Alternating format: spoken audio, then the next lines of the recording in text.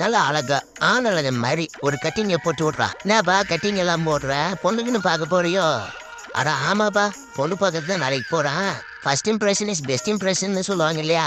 அதுக்கு தான் ஒரு கட்டிங்க போட்டு போனா பாக்குற பொண்ணு பட்டுன்னு முடியும். ஏமா புளியோதர ஆர்டர் போட்ட புண்ணியவாளே, ஆர்டர் வந்துடுச்சுமா, வெளியே வாமா. வெளியே வந்து வெறுக்க நின்றுட்டு இருக்கேன். எங்களா என்னோட ஆர்டரு?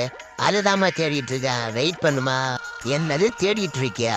வர வழியிலே ஆட்டையை போட்டு முக்குன்னு முக்கிட்டு வந்துட்டு இங்க என்ன டிராமா போடுறியா?